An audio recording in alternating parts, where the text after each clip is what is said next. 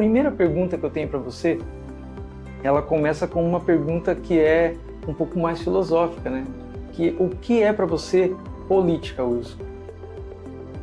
Bem, teria um longo percurso para debater essa questão, mas eu vou me ater a alguma coisa bem objetiva. Política é o que eu estou fazendo.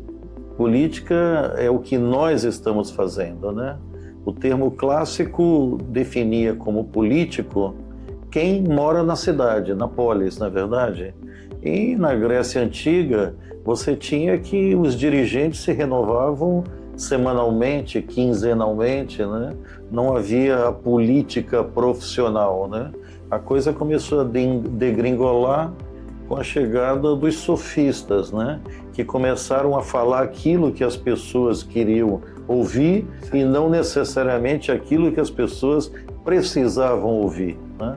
E bem, e de lá para cá, a política tem vivido grandes momentos e também grandes dificuldades, né? Mas acredito eu que a política, pelo menos no meu entender, é a administração das coisas, né? Sem malabarismos, sem populismos, né? Com seriedade, com honestidade, fazendo o melhor dentro do possível, né? Política é a arte de administrar o possível. Não adianta você ficar, tá entendendo, com grandes planos sem base concreta.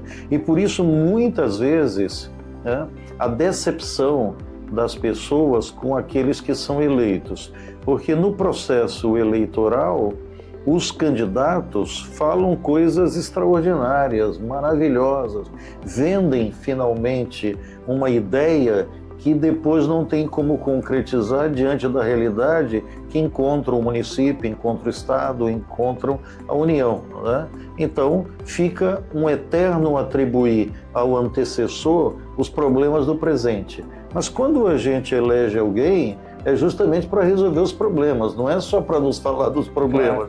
Nós temos que, pelo menos, criar novos problemas, não é verdade? Até porque cada problema resolvido gera 2 outros na sequência, né? Então nós temos que mudar aí o disco, nós temos que fazer com que as coisas aconteçam de fato, né? Então eu acho que essa administração das coisas, que não se confunde, veja, com a administração das pessoas. As pessoas têm direito, finalmente, de falarem aquilo que bem entendem, né?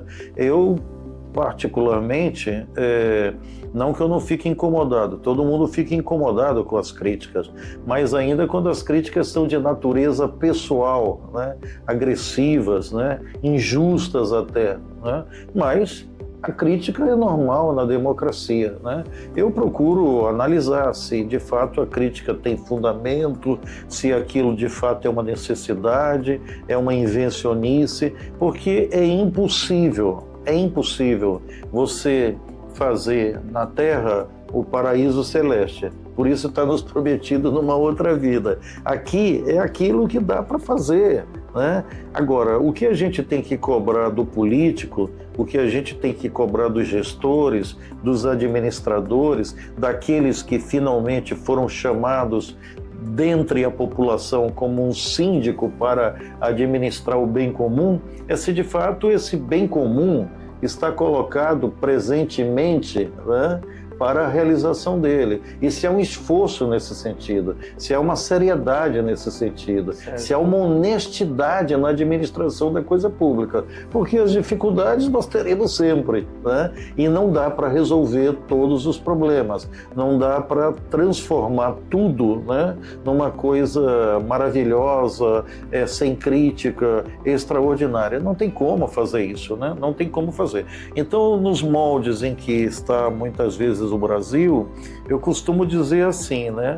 Um político à frente de um município, ou respondendo por um mandato, né, que presta conta, que tem seriedade na análise das coisas, que realiza as coisas, né, que procura explicar as decisões que finalmente toma e que os resultados aparecem, para mim já é um vitorioso. Compreendeu? Para mim já é um vitorioso, né? Porque está fazendo aquilo, né, que se comprometeu a fazer eventualmente, ou que a realidade permite fazer, né? E que está desempenhando esse papel. Então, quer dizer, eu vejo a política de um ponto de vista muito, muito prático, né?